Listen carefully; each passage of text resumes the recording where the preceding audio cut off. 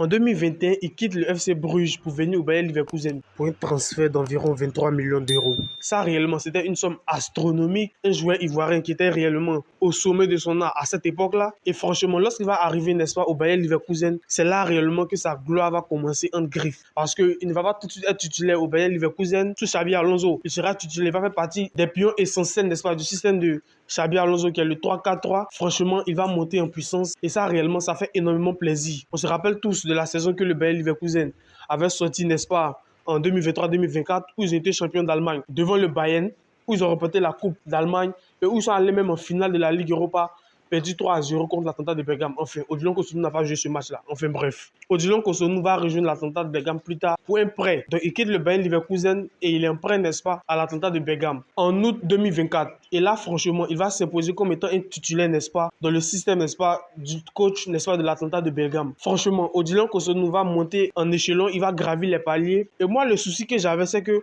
parce que le Bayer Leverkusen était déjà qualifié pour la Ligue des Champions. Donc, ils allaient jouer la Ligue des Champions en la saison 2024-2026, c'est-à-dire cette saison qui vient de terminer là. Donc, je me disais, est-ce qu'il pourra jouer la Ligue des Champions dans un club?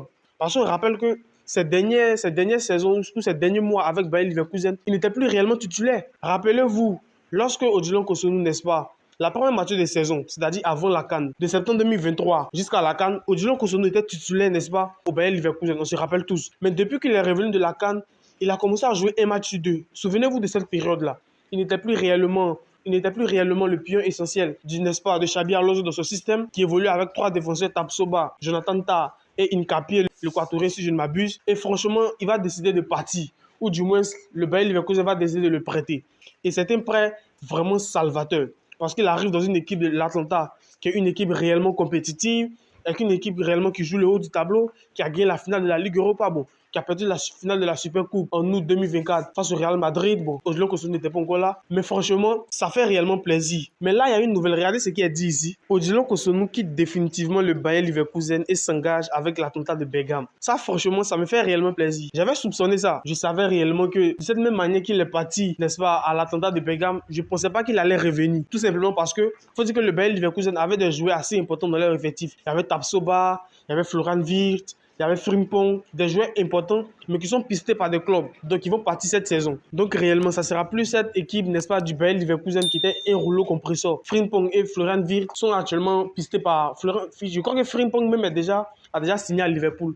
Et Florian Wirtz, ça va se conclure dans les jours qui suivent. Donc, franchement, ce n'est plus cette même équipe. Jonathan Tah est parti au Bayern. Donc, ce n'est plus réellement cette même équipe-là. Donc, moi, ça me fait réellement plaisir qu'il ait décidé, n'est-ce pas, de rester à l'Atalanta de Bergame. D'autant plus que l'Atalanta de Bergame est assez un club huppé. Ils vont jouer la Ligue des Champions la saison prochaine, évident, ce qui est tout à fait exceptionnel. Parce que voir Odilon Kosonou jouer la Ligue des Champions, lorsqu'il était à Bruges, il jouait la Ligue des Champions, hein, mais on le revoit encore en Ligue des Champions avec l'Atalanta de Bergame. Ça fait réellement plaisir. J'espère qu'il va continuer sur cette belle lancée-là. J'espère réellement. Sa clause libératoire était estimée à environ 30 millions d'euros, ce que l'Atalanta de Bergame a payé. Donc, Odilon Kosonou fait partie, n'est-ce pas, définitivement des joueurs de l'Atalanta de Bergame. Et ça me fait réellement plaisir parce que le peu de fois où réellement il a évolué, ou du moins cette saison où il a évolué avec l'Atalanta de Bergame, il s'est montré très bon dans le jeu. Et ça, c'est réellement une note de satisfaction. Même s'il était blessé, je crois, en février par là, il a manqué pas mal de matchs de compétition. Mais lorsqu'il est revenu, il a tout de suite regagné sa place de titulaire indiscutable à l'Atalanta de Bergame. Un coach qui lui fait confiance, des joueurs, n'est-ce pas, avec qui il y a une certaine synergie, une certaine bonne entente. Franchement, je trouve que cet environnement-là est propice pour lui. D'autant plus que l'Atalanta est une équipe qui joue le haut du tableau. Même si le Bayer Leverkusen est une équipe qui joue le haut du tableau, mais ça a commencé réellement sur ces 2-3 dernières années. Contrairement à l'Atalanta, qui est une équipe, André, qui est plus connue en Europe, même si ils ont été sortis très tôt en phase de poule de la Ligue des Champions cette saison. Mais Atalanta est quand même une équipe qui est ambitieuse. Et Odilon Kosonou dans cet effectif-là peut réellement les apporter énormément de choses. Moi, ça me fait plaisir, n'est-ce pas, qu'il ait définitivement signé à l'Atalanta de Bergame. Parce que j'attendais ça. Ça me fait plaisir. Ça me surprend pas réellement. Parce que je savais que, de cette même manière que le coach de l'Atalanta faisait confiance à Odilon Kosonou, dans les jours qui suivent, dans les mois qui suivent, ça allait se concrétiser. Ça, je n'avais aucun doute là-dessus. Donc, les gars, Odilon Kosonou est un joueur exclusivement de l'Atalanta de Bergame. Est-ce que c'est une bonne option pour vous? Pour moi, c'est une bonne option. D'autant plus qu'à l'Atalanta de Bergame, il est titulaire et ça lui permet réellement d'étaler son niveau de jeu. Regardez ce qui est dit ici, les gars. Sébastien Haller semble se rapprocher d'un départ du Borussia Dortmund. Plusieurs clubs ayant exprimé leur intérêt pour s'assurer les services de l'attaquant ivoirien avant le mercato estival. Tel est le cas de Lille en France. Donc actuellement, Sébastien Haller est pisté par des clubs, dont notamment le club de Lille en France. Un club qui est assez compétitif quand même dans le championnat français. Mais je ne pense pas réellement que... Vous savez, Sébastien Haller, pour moi, est un joueur dont ça me... Je ne sais pas comment vous expliquer ça, mais ça me fait vraiment mal qu'on en soit aujourd'hui là avec Sébastien Haller. Rappelez-vous, lorsqu'il était à l'Ajax, c'était un joueur qui était exceptionnel. Un joueur même qui rivalisait en Ligue des Champions avec les serial buteurs, les meilleurs buteurs même de la LDC, Benzema, Lewandowski, etc. Qui a même fini meilleur buteur d'une campagne de LDC, je crois en 2020-2021, si je ne m'abuse. Franchement, c'est plus le même Haller là qu'on a. Et moi, ça me fait réellement mal. Parce que voici un talent qui aurait pu nous apporter énormément en équipe nationale de Côte d'Ivoire. Mais ce n'est pas le cas. Mais après, ce n'est pas de sa faute aussi. Il est tout le temps blessé. Il a eu cette maladie. Franchement, ça fait énormément mal. Ça fait énormément mal parce que Haller réellement est un talent qui pouvait réellement nous apporter pas mal de choses. On l'a vu. On sait que Haller, même quand il n'est pas à 100%, même quand il n'est pas au sommet de son art, mais qu'il a quand même du temps de jeu, il se montre décisif avec les éléphants. Je ne vais pas vous rappeler l'épisode de la CAN, où réellement il a fait une rentrée fulgurante. Lui et Simon Adingra pour venir nous sauver. Son but victorieux même en finale, qui marque les esprits, qui reste dans la tête. Franchement, il est pisté actuellement par Lille. Et ça, franchement, ça me fait réellement mal. Parce qu'il est quitté à Dortmund pour aller se relancer. À Leganés, où ça n'a pas marché, ça a été un flop, que je le dise clairement. Il est arrivé à Utrecht, je crois, en janvier par là. Il a tout de suite été titulaire. Bon, au début, il n'était pas titulaire, mais au fur et à mesure que les journées s'enchaînaient, il a commencé à regagner une place de titulaire. Mais franchement, ce n'est plus le même Sébastien Haller. Et moi, ça me fait réellement mal. La pauvre, il s'est blessé, mais là, il s'est très du mal de jouer. Ou du moins, il a eu une douleur musculaire. Haller, actuellement, n'est pas épargné par les blessures. Et ça joue réellement dans sa carrière. Voici un joueur qui pouvait nous apporter énormément beaucoup.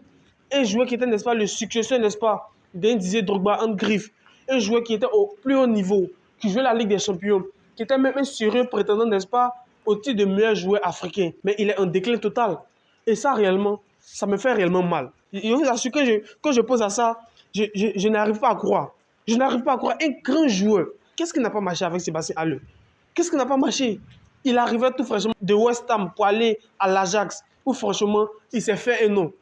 Il fait partie, selon moi, des meilleurs joueurs de l'Ajax all-time. Où réellement, il a porté cette équipe de l'Ajax-là. On se rappelle tous.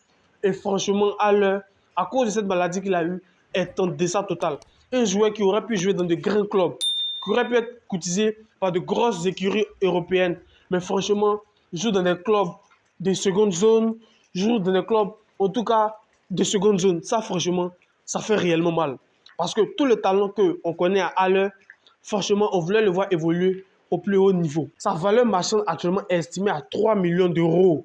Les gars, ça fait réellement mal. Même Yaya Fofana a une valeur marchande élevée que Sébastien Haller. C'est incroyable. C'est incroyable. Je n'arrive pas à croire. Quand je regardais ces matchs, je vous dis, je priais pour qu'il vienne, n'est-ce pas, en équipe nationale de Côte d'Ivoire. Et ça a été chose faite. Lorsqu'il est venu, il nous a apporté pas mal de choses et il brillait en club. Parce qu'au moment où Haller vient en sélection, il brille avec l'Ajax. C'est l'attaquant vedette. Mais à cause de cette maladie, franchement, il est allé de mal en pire. Et ça, on ne peut pas lui en vouloir. Ce n'est pas de sa faute. Il n'a pas demandé à être malade. Mais ça a sérieusement impacté ses performances sur le terrain. Ce n'est plus le même Haller qu'on connaît. Ce n'est plus le même Haller décisif. Même si, on le rappelle, lors de cette 13 du mois de mars, il a quand même inscrit un but et une passe décisive sur le but d'Evan Guessant, celui qui donne la passe D, et sur le centre de Simon Adingra, celui qui marque le but. Mais franchement, ce n'est plus le même Haller qu'on connaît. Ce n'est plus le même qui est capable de nous décanter une situation.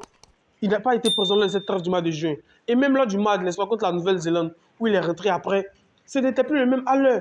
Mais enfin, on ne va pas généraliser. Ce n'est pas totalement la même chose. Les gars, ça me fait réellement mal. Haller est pisté actuellement par le club lillois. Est-ce que vous voulez qu'il parte réellement? Parce que moi, je vous l'ai dit. Moi, je ne veux pas que Haller évolue dans un club où il y a de la pression. Haller, il y a de la pression. C'est une équipe qui joue régulièrement le haut du tableau. Donc, c'est une équipe même qui a joué la Ligue des Champions cette saison. Donc, il y a de sérieuses attentes envers certains joueurs. Donc, étant donné qu'à Utrecht, il peut toujours participer en étant titulaire, en ayant beaucoup de temps de jeu. Moi, je pense que ça me suffit. Il ne faudrait pas qu'il revienne se remettre la pression. Ben, en fait, on ne sait jamais. On ne sait pas comment ça va se passer. Mais s'il arriverait que Lille, n'est-ce pas, sauf n'est-ce pas, les services de Sébastien Haller, ça serait une très belle chose parce qu'on va le revoir jouer en Ligue des Champions. Mais on rappelle que c'est toujours un joueur de Dortmund. Mais actuellement, la tendance qui court, c'est que Dortmund va définitivement se séparer de lui. Est-ce que Lille sera un bon choix? Donnez-moi vos avis dans les commentaires. Donc les gars, on va s'arrêter sur ça. Dites-moi ce que vous en pensez. Abonnez-vous si ce n'est pas déjà fait. Lâchez-moi votre like et on se retrouve pour une prochaine vidéo. Allez, Diana.